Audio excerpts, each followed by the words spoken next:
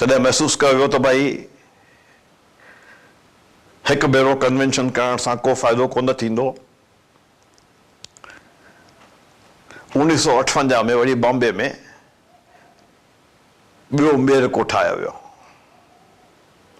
उन वक़्त जे education minister doctor Humayun Kabir जंहिंजो मुहूर्त कयो ऐं उहो तमामु वॾे पैमाने ते थियो। अटकल 1200 खनि डेलीगेट्स आया ॿाहिरां ऐं बॉम्बे जो ओपन रंग भवन दुबई तलाव ते जेको आहे उहो कल्चरल प्रोग्राम लाइ कयो वियो। बॉम्बे जो कन्वोकेशन हॉल उहो सिंध जे शयुनि, सिंध जे आर्ट एंड क्राफ्ट खे शोकेस ऐं सिंधी पेंटर्स जूं पेंटिंग्स ॾेखारण जे सॼो बॉम्बे जो यूनिवर्सिटी जो कन्वोकेशन हॉल कयो वियो हो। बॉम्बे में पोइ फ़ैसिलो थियो त भई हाणे ॿी मंज़िल नागपुर में थियणु खपे।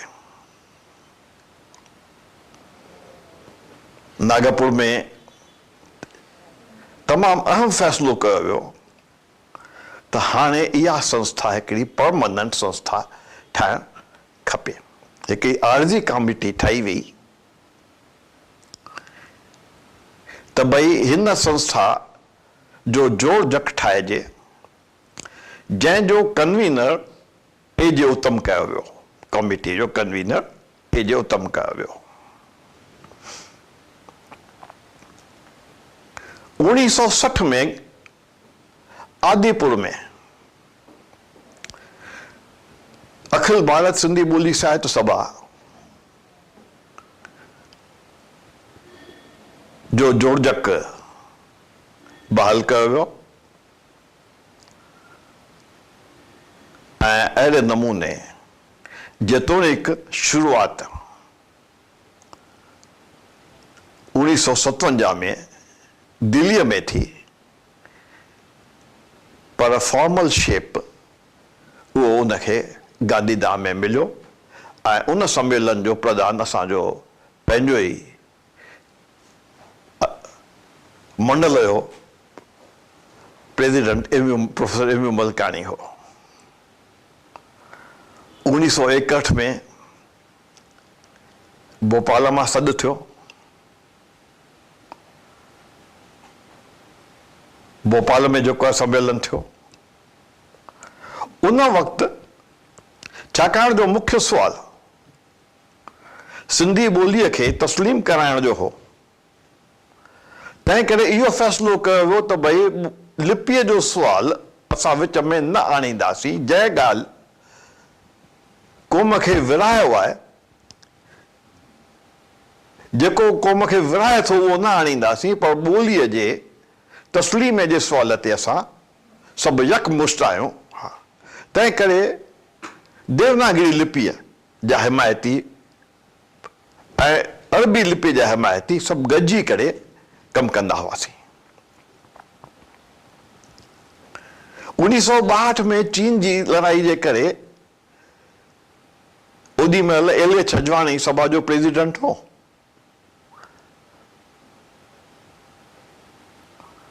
ऐं भोपाल जो सम्मेलन उन वक़्त जे चीफ मिनिस्टर काठजू इनागुरेट कयो त 62 जो सम्मेलन एल.ए. छजवाणी चीन जे लड़ाईअ जे करे जेको जयपुर में थियणो हो, जयपुर में डेलीगेट पहुची विया। मनु गिदवाणी ऐं सुंदर जे घर में वञी करे महिमान लथा,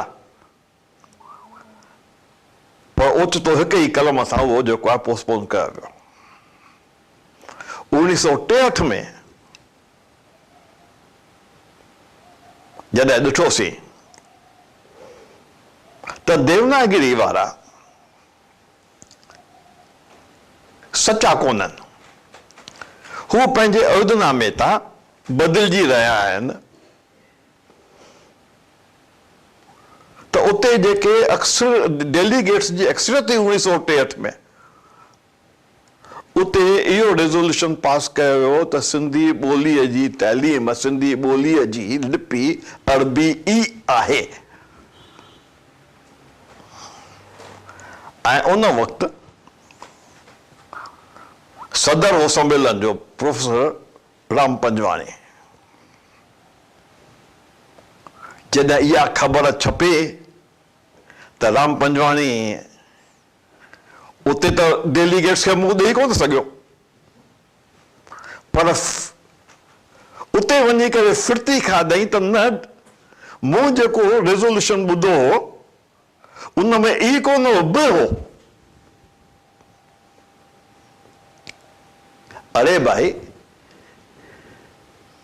ब त 1948 खां वठी आहे। जेकॾहिं ब लफ़्ज़ हो जेको 48 खां वठी आहे त पोइ त इहा हिकिड़ी बेवकूफ़ी चइबी जो वरी इहो रेज़ोल्यूशन पास कयो वञे। पर इहो दुदर में पेर जेको लॻो सो दुदर में पेर हुन राम पंजवाणी हयो ऐं पंहिंजी खल बचाई। उन खां पोइ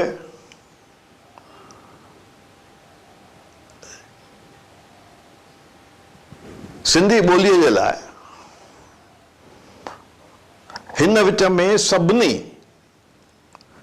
पॉलिटिकल पार्टीज़ पंहिंजे मैनिफेस्टो में इहा ॻाल्हि क़बूल कई त सिंधी ॿोलीअ खे 8 शेड्यूल में इंक्लूड कयो वञे ऐं हिंदुस्तान जो जोड़ चक उन में दुरुस्ती कई वञे।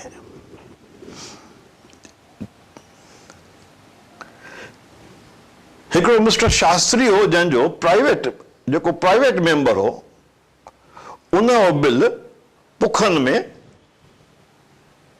खजी आयो ऐं कांग्रेस बि इहा ॻाल्हि क़बूल करे चुकी पंहिंजे मैनिफेस्टो में त भई सभु पार्टियुनि इंक्लूडिंग कांग्रेस क़बूल करे चुकी हुई त सिंधी ॿोलीअ जी जेका तस्लीमी थियणु खपे। जेकॾहिं प्राइवेट मेंबर जी दुरुस्ती कॉन्स्टिट्यूशन जी पास थी थिए त सरकार बदनाम थी थिए। इंदिरा गांधी जो ओॾी महिल जेको पार्लियामेंट्री मिनिस्टर हो तंहिं चयो त न, इहो बिल प्राइवेट मेंबर वापसि वठे ऐं ईंदड़ सेशन में इहो बिल सरकार आणींदी। सरकार जे हिन पार्लियामेंट में इंजाम खां पोइ जयरामदास दौलतराम हरकत में अची वियो, छाकाणि जो हू पाण मिनिस्टर रहियो हो। उनखे ॼाण हुई त कहिड़नि कमिटियुनि मां बिल खे पास थियणो पवंदो आहे ऐं उन ब्यूरोक्रेटिक लेवल ते हिन बिल खे फॉलो कयो। ऐं अॼु अफ़सोस सां चवणो थो पए त इतिहास इहो थो लिखियो वञे त एतिरा हज़ार माण्हू एतिरा साल लगातार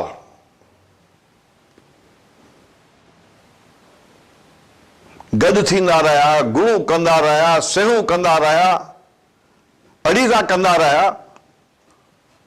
उन्हनि जो नालो किथे कोन्हे।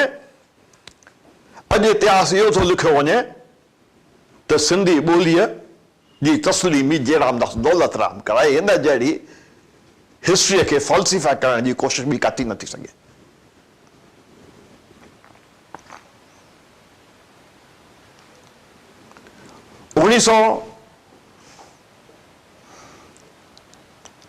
पोइ बि हिननि जूं जेके आहिनि चालबाज़ियूं देवनागरी वारनि जूं हलंदियूं रहियूं। हिननि पंहिंजा सम्मेलन कया ऐं असां भई अलॻि खिचड़ी हिननि ठाहिणु शुरू कई ऐं असां उन जो हमेशह विरोध पिए कयो। जिते जिते देवनागरी सम्मेलन थींदो हो उते उते असां वेंदा हुआसीं, वञी करे मुज़ाहरा कंदा हुआसीं, माण्हुनि खे आगाह कंदा हुआसीं त हीउ सॼो दोखो थी रहियो आहे। उन में सुंदर जहिड़े माण्हूअ खे जेल में वञिणो पियो, पुलिस पकड़े वई।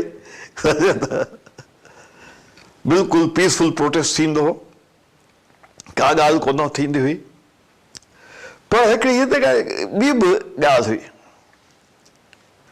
के माण्हू असांजा दोस्त अहिड़ा हूंदा हुआ जेके देवनागरी जे फ़ाइदे में हूंदा हुआ। ख़्यालनि जे लिहाज़ खां असांजा ख़्याल कोन मिलंदा हुआ, पर तंहिं हूंदे बि दिलियूं मिलियल हूंदियूं हुयूं, उहे असांजा पंहिंजा दोस्त हूंदा हुआ, असां हुननि जे घर रहंदा हुआसीं। उल्हासनगर में जॾहिं मां अरबी लिपीअ जो प्रचार करणु वेंदो हुउसि त हीरे ठकुर जे घर रहंदो हुउसि। सुंदर बि हीरे ठकुर जे घर रहंदो, ऐं पुलिस वरी हिनखे पकड़ण जे लाइ पुलिस बि हीरो ठकुर वठी ईंदो। उहो छाकाणि जो हिकिड़ो ज़हनी सतह ते मतभेद हो, पर मनभेद कोन हो। अफ़सोस सां अॼु चवणो थो पवे त अॻे जेतिरी हिक ॿिए में हुब हूंदी हुई, प्यारु हूंदो हो, हिक ॿिए खे अकोमोडेट कबो हो, फ़्राख़ दिली हूंदी हुई, दिलि वॾी हूंदी हुई। हाणे जेकॾहिं कंहिंसां इख़्तिलाफ़ थो थिए त उन इख़्तिलाफ़ खे दुश्मनी जे लेवल ते माण्हू खणी था वञनि, ऐं हिकिड़े तमामु अफ़सोसनाक हद ते वञी असां पहुता आहियूं। ईअं सम्मेलन थींदा रहिया, ऐं 50 साल पूरा कया। तॾहिं दिल्लीअ में हिकिड़ो वॾो जशन कयो वियो। सभा जे 50 सालनि जी तारीख़ पिणु लिखी वई। इहो हिकिड़ो शानदार स्ट्रगल आहे, हिकिड़ी जदोजहद आहे, जंहिंजो नालो सिंधी इतिहास में सदाईं रहंदो ई रहंदो। ऐं जिन बि न जदोजहद में हिसो वरितो आहे, उन्हनि सभिनी जी सदाकत, उन्हनि सभिनी जे सेक्रीफाइस, उन्हनि सभिनी जे जेको आहे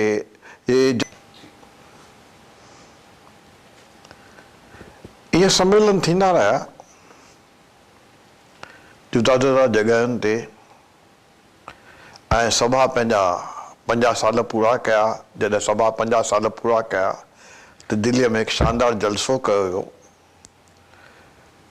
सभा जे इतिहास जो किताब पिणु शाये कयो वियो। जिन पिणु हिन हलचल में हिसो वरितो आहे, उन्हनि जे जज़्बे खे सलाम करण खां सवाइ रही नथो सघिजे। हिन जदोजहद हलंदे असां केतिरो कामयाबी हासिल कयो। असां घुर कई त भई चेटी चंड ते मोकल कई वञे, ऐं अॼु केतिरनि राजनि में चेटी चंड ते मोकल कई वञे थी। असां केतिरनि शख़्सियतुनि जूं पोस्टल स्टैम्प्स जारी करण जी घुर कई, ऐं उहा ॻाल्हि पिणु क़बूल कई वई। असां चयो त हर कंहिं राज में सिंधी एकेडमी हुअणु खपे। जिते जिते सिंधी अक्सरियत में आहिनि उते सिंधी एकेडमीज़ पैदा थियूं। असां पियो चयो त जीअं उर्दू खे सहूलियत आहे, उन्हनि जी हिकु मर्कज़ी संस्था आहे, अहिड़े नमूने सिंधियुनि जी बि अहिड़ी मर्कज़ी संस्था सरकार बर्पा कई, जंहिंखे national council for promotion of Sindhi language चयो वञे थो। पर हिननि संस्थाउनि जी घुर त तमामु सादिक जज़्बे सां ऐं ईमानदारी सां कई वई हुई त उन्हनि जो फैज़ सिंधी कल्चर खे, सिंधी लिटरेचर खे ऐं सिंधी अवाम खे पहुचे। पर हालत इहा थी आहे त जीअं हर कंहिं सरकारी इदारे सां थींदो आहे, इहे सरकारी इदारा जेके डिस्क्रेडिटेड पॉलिटिशियंस आहिनि या जेके अनएम्प्लॉयड पॉलिटिशियंस आहिनि, उन्हनि जे हवाले थी विया आहिनि। इहे उन्हनि शख़्सनि जे हथनि में अची पवंदा आहिनि जिन खे न को लिटरेचर सां को वास्तो हूंदो आहे जिन जो, न को कल्चर सां वास्तो हूंदो आहे। उन्हनि जो ख़ाली पार्टीअ जे पंहिंजनि आकाउनि जी चापलूसी करण जो ई इरादो हूंदो आहे। उहो चापलूसी करे ई हू पार्टीअ में जीअरा रहंदा आहिनि। तंहिं करे उन्हनि एकेडमियुनि जो सॼो कैरेक्टर बदिलजी वियो आहे, जंहिंमें न को ॼाणू माण्हू था रहनि, न को के लाइक़ माण्हू था रहनि, नाले मात्र के ॿ चार लेखक, ॿ चार के मुफ़क्कर रखिया विया त रखिया विया, न त के पटाटनि वारा हूंदा आहिनि, के टमाटनि वारा हूंदा आहिनि, के कपिड़े वारा हूंदा आहिनि ऐं के नाम निहाद समाज सेवक हूंदा आहिनि। हालत छा थी थिए त जेके बि ज़रूरी शयूं आहिनि सिंधी क़ौम जे वाधारे लाइ, सिंधी क़ौम जे फ़ाइदे लाइ, सिंधी क़ौम जे जेको खे अॻिते वठी वञण जे लाइ, उहे ॻाल्हियूं नज़र अंदाज़ थींदियूं आहिनि। जेकॾहिं कांग्रेस ईंदी आहे त सिंधी काउंसिल जी फंडिंग एजेंसी थी कमु कंदी आहे, जेकॾहिं बीजेपी जी सरकार हूंदी आहे त भारत सेवा संघ जी फंडिंग एजेंसी थी कमु ईंदी आहे। तंहिं करे इहो सॼो जेको सरकारी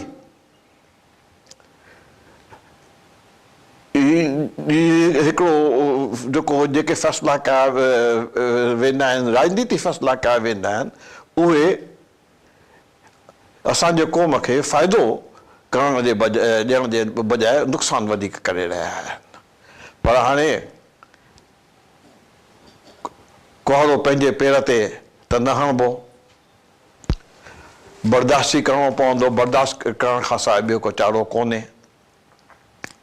तंहिं करे जेके ॿोलीअ जा, कल्चर जा, क़ौम जा सचा पचा गण गुण आहिनि, उहे मायूस थी किनारो कशी करे वेठा आहिनि। हिन जो हिकिड़ो ॿियो मुख्य सबबु इहो बि आहे त असां सिंधी जेके हिंदुस्तान में आयासीं, उहे घणो करे या त प्रोफेशनल्स हुआसीं, पढ़ियल ॻढ़ियल नौकिरी तबिको वारो, पेशे वारो तबिको हो, या दुकानदारी तबिको हो। हिंदू सिंध में कॾहिं भारी नारी कोन रहियो, कॾहिं कमी कास बि कोन रहियो, त असां वटि जेका सोसाइटी आहे, हिकिड़ी पर्टिकुलर रिबन ऑफ सोसाइटी आहे, असां वटि कंप्लीट सोसाइटी कोन्हे। अॼु असांजे ॿोलीअ में जेके खेतीअ जा लफ़्ज़ आहिनि, उहे सभु गाइब थी विया। जेके कमियुनि कासिबुनि जा लफ़्ज़ आहिनि, उहे सभु गाइब थी विया। त उहे छाकाणि जो असांजो हिकिड़ो मख़सूस क्लास आहे जेको सिर्फ़ु जदोजहद करे हाणे पैसे कमाइण जे पुठियां अची पियो आहे, उहो हर कंहिं ॻाल्हि खे यूटिलिटी जे लिहाज़ खां ॾिसे थो। छाकाणि जो सिंधी ॿोली कंहिं बि सरकार जी ॿोली कोन्हे, कंहिं बि ऑफिस में कम जी ॿोली कोन्हे, कंहिं बि कोर्ट में सिंधी कमु नथी अचे, बाज़ारुनि में कंहिं बि क़िस्म जी सिंधी कमु नथी अचे। तंहिं करे सिंधियुनि सिंधीअ खे पंहिंजे घर मां बि तरे कढियो आहे त आख़िर हिन ॿोलीअ मां फ़ाइदो कहिड़ो। हाणे त असां हिकिड़े अहिड़े दौर में अची पिया आहियूं जो हर कंहिं चीज़ जो फ़ाइदो ऐं नुक़सानु था सोचूं। इवन शादीअ जहिड़ी इंस्टीट्यूशन जेका आहे उहा ख़तरे में आहे ऐं हर कंहिं ॿोली जो ॻाल्हाईंदड़ जेको कंहिं आसूदगी जे लेवल ते पहुचे थो उहो अॼु ग्लोबलाइज़ेशन जे असर हेठि पंहिंजी ॿोली छॾे अंग्रेज़ी ॿोली अपनाए थो। पर ॿियनि ॿोलियुनि खे फ़ाइदो इहो आहे जो उन्हनि वटि ॻोठ आहिनि, उन्हनि वटि हिकिड़ो बैकयार्ड आहे। असां सिंधियुनि वटि के ॻोठ कोन्हनि, असां वटि बैकयार्ड कोन्हे। तंहिं करे असां लाइ ॿोलीअ जो मसइलो ॾाढो हिकिड़ो गंभीर थी चुको आहे। ॿोलीअ जो मसइलो असांखे पंहिंजे आइडेंटिटी, पंहिंजे सुञाणप सां वाबस्तु करणो पवंदो, छाकाणि जो असां भली केतिरो बि चाहियूं त असां हिंदुस्तान जे समाज में ॿियनि क़ौमुनि सां जज़्ब थी वञूं, पर हिंदुस्तान जो समाज सॼो ज़ात पात ते ॿधलु आहे ऐं सिंधी समाज ज़ात पात ते ॿधलु कोन्हे। असां कंहिं बि ज़ात पात में शामिल थी कोन सघंदासीं, असां कंदा ई कोन। तंहिं करे ईंदड़ 1000 सालनि ताईं असांखे ही सिंधी चवंदा ई रहंदा, तंहिं करे असां सिंधी रहंदासीं। पर छा असां उहे सिंधी रहंदासीं जंहिंमें सिंधी पिणो कुझु बि न हूंदो? इहा हक़ीक़त आहे त इंसान खे 2 अखियूं थींदियूं आहिनि, 2 कन थींदा आहिनि, 2 किडनीस थींदियूं आहिनि। जेकॾहिं हिकिड़ी अखि हली वञे, हिकिड़ो कन हलियो वञे, हिकिड़ी किडनी हलियो वञे त बि इंसान जीरो त ॾेई सघंदो आहे। पर इहा हिकिड़ी अननेचुरल, गैर कुदरती हालत आहे। छा असां हमेशह लाइ पंहिंजनि ईंदड़ पीढ़ियुनि खे अहिड़ी गैर कुदरती ज़िंदगी गारण लाइ मजबूर कंदासीं? इहे सुवाल जेके आहिनि उहे असांजे साम्हूं आहिनि त आख़िर सिंधियत या सिंधी हुअण जी माना कहिड़ी आहे? इहा माना ईंदड़ पीढ़ियुनि खे ज़रूरु ॻोल्हणी पवंदी। ऐं जीअं चवंदा आहिनि त भई necessity is mother of invention, त हिन नेसेसिटी खे जॾहिं असांजा सिंधी महसूसु कंदा त मूंखे पक आहे रस्ता पंहिंजो पाण ई खुली पवंदा। छाकाणि जो का बि ॿोली, को बि कल्चर, को बि वैल्यू स्ट्रक्चर, का बि फिलॉसॉफी हिकु ॾींहं में पैदा कोन थींदी आहे। ॿोली इंसान जी झूने में झूनी रवायत आहे। ॿोली इंसान जे जीन्स जा के संस्कार पाण सां गॾु खणी ईंदी आहे, सॼी तारीख़ पाण सां गॾु खणी ईंदी आहे। तंहिं करे ॿोली ख़तमु थिए अहिड़ो अंदेशो मूंखे कोन्हे। ऐं सिंधी हमेशह सिंधी रहंदा ऐं सिंधी हुअण जी माना खे महसूसु करे हमेशह रहंदा, इहो मुंहिंजो विश्वास आहे। मुंहिंजो सफ़र तमामु कामयाबु रहियो आहे। मूंखे पंहिंजे ज़िंदगीअ में तमामु सुठे नमूने जीअण जो सुख मिलियो आहे ऐं मां अॼु तव्हां सां पंहिंजूं यादगिरियूं वंडियां थो। उमेदु आहे त ही यादगिरियूं शायदि तव्हांखे बि कुझु यादि करण लाइ मजबूर कनि। मां मोहन गेहाणी आहियां।